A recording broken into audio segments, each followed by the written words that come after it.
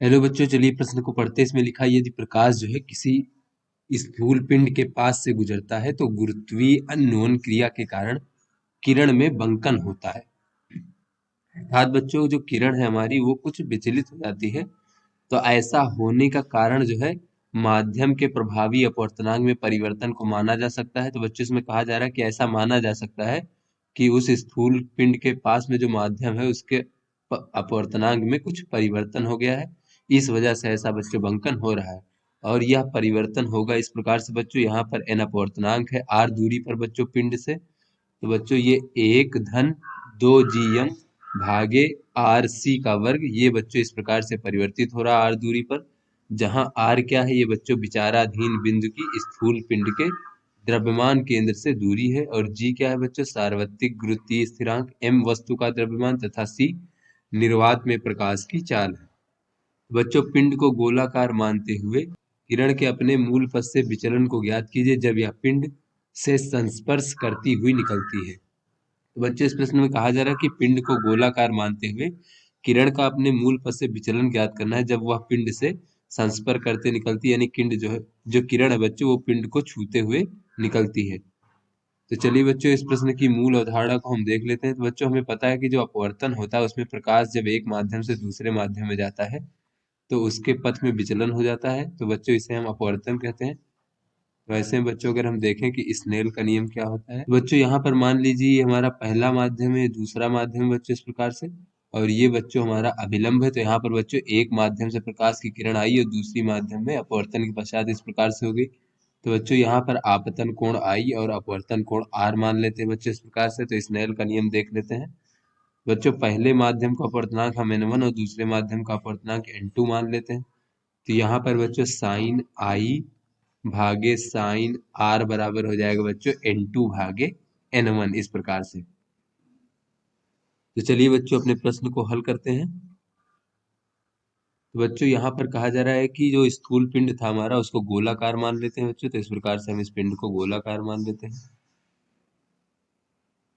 तो बच्चों, ये गोलाकार पिंड का केंद्र हो गया और इसकी त्रिज्या बच्चों हम कैपिटल आर मान लेते हैं इस प्रकार से। तो बच्चों, कोई किरण जो है इससे संस्पर्श करते हुए इस प्रकार से जाती है बच्चों। तो इसके मूल पथ में कुल विचलन ज्ञात करना है बच्चों। तो यहाँ पर मान लेते हैं कि केंद्र से आर दूरी पर बच्चों एक हम सतह मान लेते हैं बच्चों, गोलीय सतह इस प्रकार से बच्चों मान लेते हैं। और मान लेते हैं कि ये रेखा जो जब है, ये किरण जब उस सतह से गुजरती है तब उसके पथ में कितना विचलन होता है बच्चों, इस प्रकार से हम।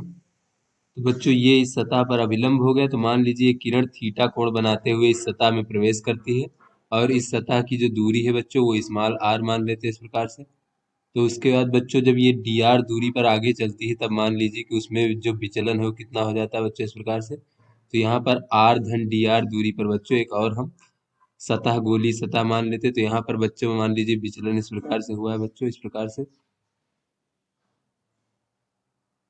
फिर बच्चों, इस सतह पर भी पुनः विचलन हो रहा है इस प्रकार से। यहाँ पर देख लेते हैं बच्चों, ये हमारा अभिलंब हो गया सतह पर।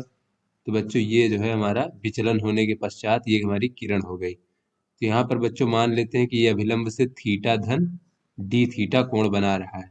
और बच्चों, ये दूरी जो है हमारी आर धन डी आर हो गई इस प्रकार से। तो बच्चों, इस प्रकार से हमने देखा कि कोई किरण जो है जब पिंड को छूती हुई जा रही थी तो आर दूरी पर बच्चों मान लेते हैं वो थीटा कोण पर प्रवेश किया और आर धन डी आर दूरी पर थीटा धन डी थीटा कोण पर बाहर निर्गत हुई। तो ऐसे में बच्चों यहाँ पर देख लेते हैं कि इसका विचलन जो है वो थीटा है, डी थीटा है बच्चों।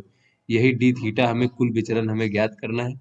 बच्चों, यहाँ पर अगर हम स्नेल के नियम से देखेंगे बच्चों, तो बच्चों इस माध्यम के लिए अगर स्नेल का नियम देखें तो ये हो जाएगा बच्चों हमारा, तो बच्चों साइन थीटा भागे साइन थीटा धन डी थीटा, ये बराबर हो जाएगा बच्चों साइन, यहाँ पर बच्चों अपवर्तनांक अगर हम लिखें तो बच्चों आर धन डी आर दूरी पर जो अपवर्तनांक हो जाएगा वो एन आर धन डी आर हो जाएगा बच्चों इस प्रकार से। और बच्चों, आर दूरी पर अपवर्तनांक जो होगा वो एन आर इस प्रकार से हो जाएगा। तो इस प्रकार से यहाँ देखें तो ये एन आर साइन थीटा बराबर बच्चों एन आर धन, तो बच्चों ये एन आर धन डी आर पर हम अपवर्तनांक मान लेते हैं कि एन आर में से कुछ बढ़ गया होगा। कितना बढ़ गया होगा बच्चों, इस प्रकार से ये हम अपवर्तनांक की प्रवणता मान लेते हैं डी एन भागे डी आर, इतना बच्चों बढ़ गया होगा। और गुणे बच्चों ये हमारा डी आर हो जाएगा, यहाँ पर देख लेते हैं। ये बच्चों हमारी प्रवणता हो गई। तो इसमें बच्चों dr दूरी पर से गुणा कर देंगे इस प्रकार से। तो बच्चों ये हमारा अपवर्तनांक इस प्रकार से लिख सकते हैं इसको dr। और फिर बच्चों ये हमारा हो जाएगा साइन थीटा धन डी थीटा। तो बच्चों यहाँ से अगर हम देखें तो ये हो जाएगा एन आर साइन थीटा बराबर एन आर धन डी एन भागे डी आर और गुणे बच्चों डी आर। और ये साइन ए प्लस बी से अगर हम देखें बच्चों तो ये हो जाएगा sine theta cos D theta धन बच्चों कास थीटा उसके बाद साइन डी थीटा। तो यहाँ से बच्चों अगर हम देखें तो ये एन आर साइन थीटा बराबर हो जाएगा एन आर धन डी एन भागे डी आर और बच्चों डी आर। और बच्चों यहाँ से अगर हम देखें तो डी थीटा बहुत छोटा है। तो बच्चों काश डी थीटा बराबर हमारा हो जाएगा 1, क्योंकि डी थीटा को अगर लगभग 0 के बराबर रख ले तो काश 0 डिग्री का मान 1 होता है। इस प्रकार से धन बच्चों काश थीटा और साइन डी थीटा बराबर डी थीटा हो जाएगा बच्चों, क्योंकि डी थीटा बहुत छोटा है इस प्रकार से। उसके बाद बच्चों दोनों पक्षों में गुणा कर देंगे इस प्रकार से यहाँ पर। तो ये हमारा हो जाएगा एन आर साइन थीटा बराबर एन आर साइन थीटा धन डी एन भागे डी आर और डी आर साइन थीटा धन बच्चों N R cos theta D theta.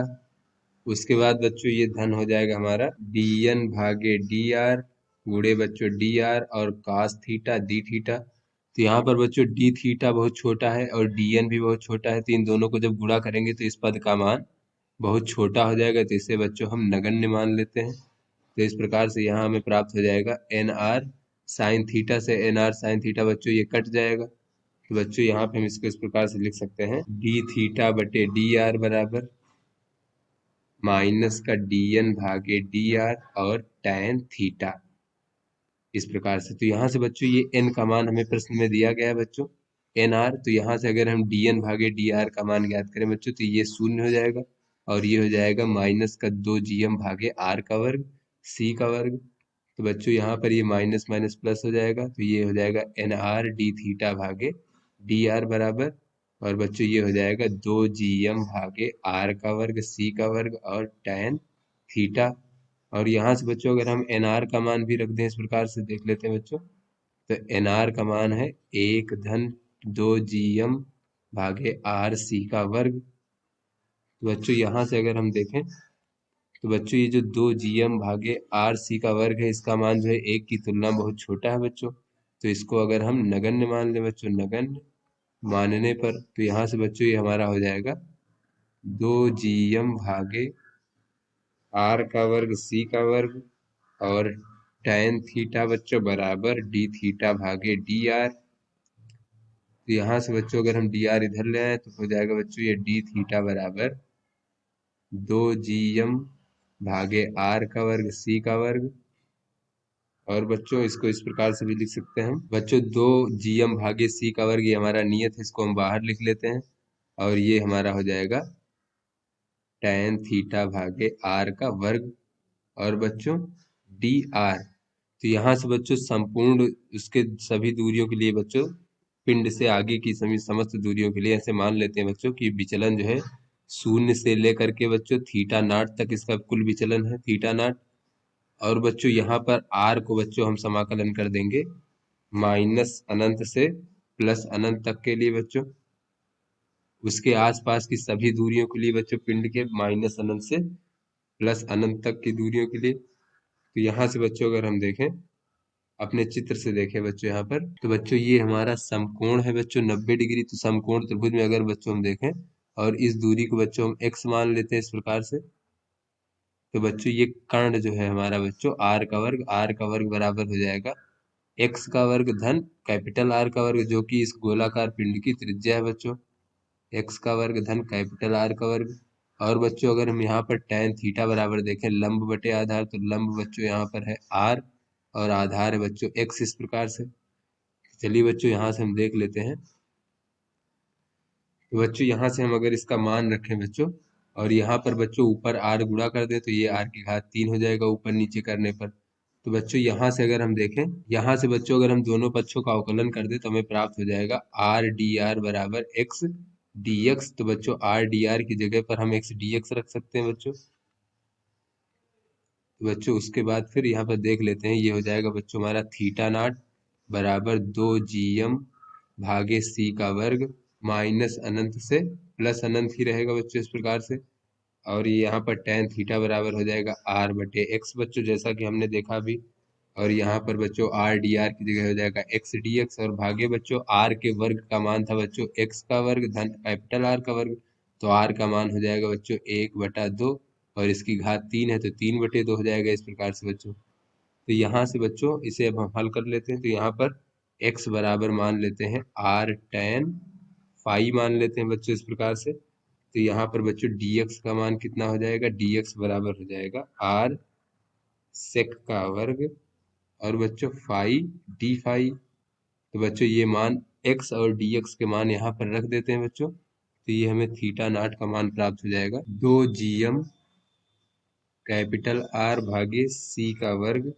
और बच्चों ये सीमा अगर हम रखते हैं एक्स की फाई की सीमा रख दें बच्चों, तो ये हो जाएगा -पाई/2 से पाई/2। और ये हो जाएगा बच्चों आर सेक का वर्ग फाई डी फाई, और भागे बच्चों ये हो जाएगा आर की घात 3 सेक की घात 3 फाई। यहाँ से बच्चों ये थीटा नॉट बराबर हो जाएगा 2 GM आर भागे सी का वर्ग। और बच्चों यहाँ से एक आर से नीचे आर का वर्ग बचेगा, तो बच्चों ये आर का वर्ग से बच्चों एक आर कट जाएगा, तो बच्चों केवल आर बचेगा। तो यहाँ पर ऊपर वाला आर काट देते हैं बच्चों इस प्रकार से। और बच्चों ये भीतर जब इसका हम समाकलन करेंगे बच्चों, ये हमारा जो देख लेते हैं ये -पाई/2 से पाई/2, और बच्चों नीचे से फाई बचेगा, ऊपर जाएगा कास फाई बन जाएगा और डी फाई बच्चों। यहाँ पर बच्चों जब हम इसका समाकलन करेंगे और सीमा रखेंगे तो उसका मान 2 प्राप्त हो जाएगा। तो बच्चों यहाँ पर 2 गुणे 2 हो जाएगा 4 बच्चों, तो यहाँ पर हम 4 लिख लेते हैं 4 GM। तो इस प्रकार से बच्चों ये जो है हमारा मान थीटा नॉट का मान जो है बच्चों 4 GM भागे कैपिटल आर सी का वर्ग हमें प्राप्त हो गया, जब कैपिटल आर त्रिज्या के गोलाकार पिंड से बच्चों उसको संस्पर्श करते हुए कोई विकिरण जाएगी तो उसमें इतना विचलन होगा। तो आशा करते हैं बच्चों ये आपको समझ में आ गया होगा। धन्यवाद।